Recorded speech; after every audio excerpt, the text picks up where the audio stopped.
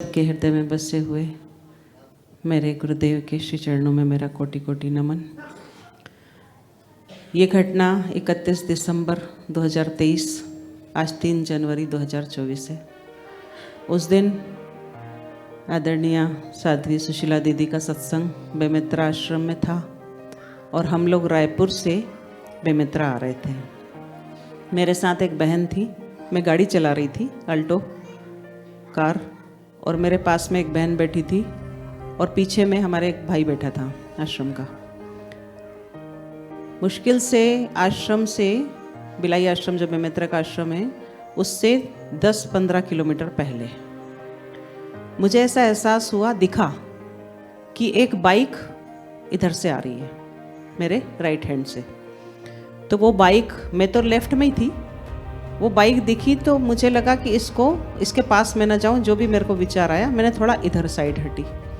तुरंत उधर से मेरे को दूसरी बाइक आती हुई दिखाई दी।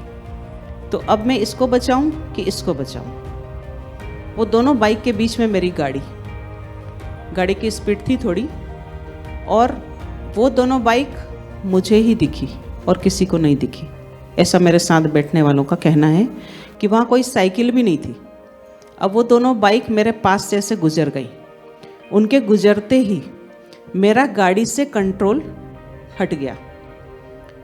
ऐसा मुझे महसूस हुआ कि वो गाड़ी मैं नहीं चला रही हूँ, और वो गाड़ी तेजी से पहले दाएं जा रही है, बहुत तेजी से, करीब 100 की स्पीड तो थी। तेजी से दाएं गई, फिर तेजी से बाएं जा रही है, फिर तेजी से दाएं जा रही है। और मुझे तो होश था ही नहीं कि चल क्या रहा है। मेरे को भाई ने बताया और बहन ने बताया कि मैं वहाँ चिल्ला रही थी, ये क्या हो रहा है, ये क्या हो रहा है। और बोलते हुए भी मुझे कब कभी आ रही है कि मैं गाड़ी अनकंट्रोल, और मुझे कुछ भी पता नहीं चल रहा है कि चल क्या रहा है। मैं ऐसे चिल्ला रही हूँ और मैंने अचानक मुझे ऐसा लगा कि मुझे ब्रेक लगाना चाहिए। ब्रेक पर मेरा पैर ही नहीं गया, ब्रेक पे जा ही नहीं रहा है पैर मेरा। मैं इसको अच्छे से महसूस कर रही हूँ, गाड़ी पे मेरा कंट्रोल नहीं था।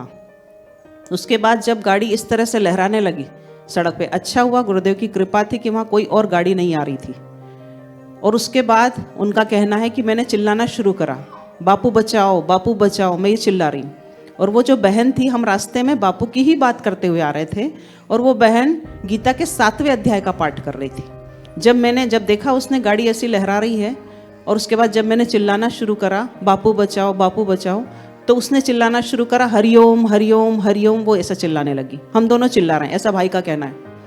उसके बाद अचानक ही, जैसे सड़क है उसके ऊपर खेत, बगल में खेत थे, तो खेत के पास में लगी हुई मेड़ थी, बहुत लंबी बड़ी जाली, लोहे की जालियां लगी रहती खेत में, तो वो जाली थी।